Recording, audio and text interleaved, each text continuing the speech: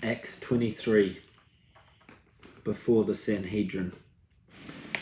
The next day, since the commander wanted to find out exactly why Paul was being accused by the Jews, he released him and ordered the chief priests and all the Sanhedrin to assemble.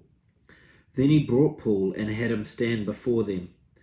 Paul looked straight at the Sanhedrin and said, "My brothers, I have fulfilled my duty to God in all good conscience to this day."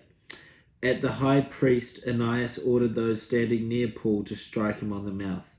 Then Paul said to him, "God will strike you, you whitewashed wall. You sit here to judge me according to the law, yet you yourself violate the law by commanding that I be struck." Those who were standing near Paul said, "You dare insult God's high priest." Paul replied, "Brothers, I did not realize that he was the high priest. For it is written, 'Do not speak evil about the ruler of your people.'" Then Paul, knowing that some of them were Sadducees and other Pharisees, called out in the Sanhedrin, "My brothers, I am a Pharisee, the son of a Pharisee.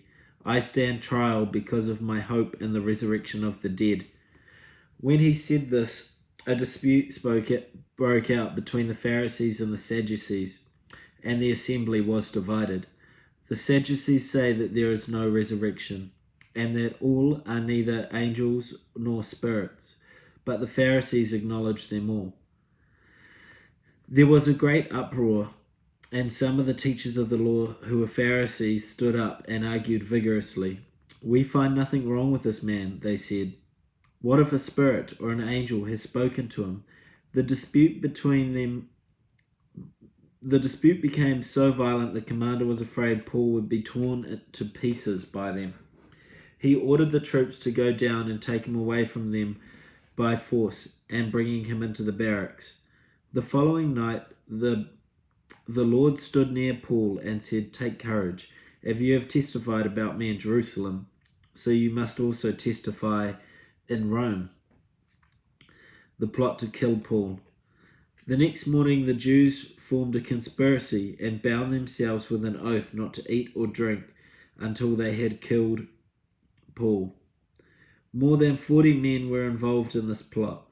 They were the chief priests and elders and said, "We have taken a solemn oath not to eat anything until we have killed Paul.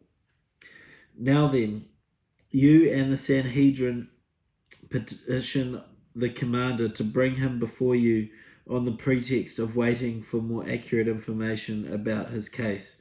We are ready to kill him before he gets here." But when the son of Paul's sister heard the plot, he went into the barracks and told Paul.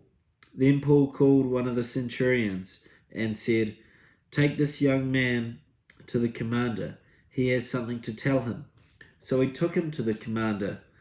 The centurion said, "Paul the prisoner sent for me to ask me to bring this young man to you because he has something to tell you." The commander took the young man by the hand and drew him aside and asked, "What is it that you want to tell me?"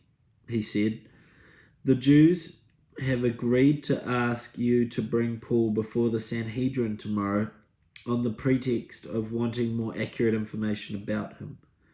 Don't give in to them, because more than 40 of them are waiting in ambush for him. They have taken an oath not to eat or drink until they have killed him. They are ready now, waiting for your consent to their request." The commander dismissed the young man and cautioned him, "Don't tell anyone that you have reported this to me." Paul transferred to Caesarea. Then he called 2 of his centurion and ordered them, "Get ready a detachment of 200 soldiers, 70 horsemen, and 200 spearmen. Go to Caesarea at 9 tonight. Provide mounts for Paul so that he may be taken safely to Governor Felix." He also wrote a letter as follows.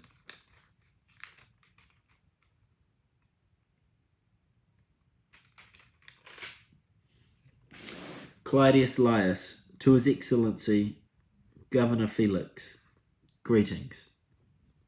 This man was seized by the Jews, and they were about to kill him. But I came with my troops and rescued him, for I had learned that he is a Roman citizen. I wanted to know why they were accusing him, so I brought him to their Sanhedrin.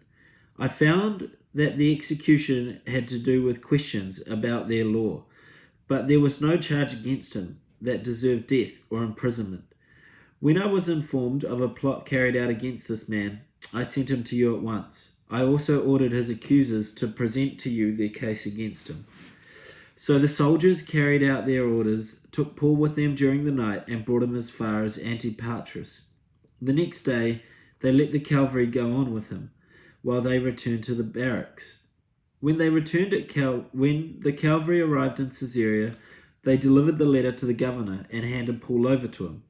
The governor read the letter and asked what province he was from. Learning that he was from Caesarea, he said, "I will hear your case when your accusers get here." Then he ordered Paul to be kept guard in Herod's palace.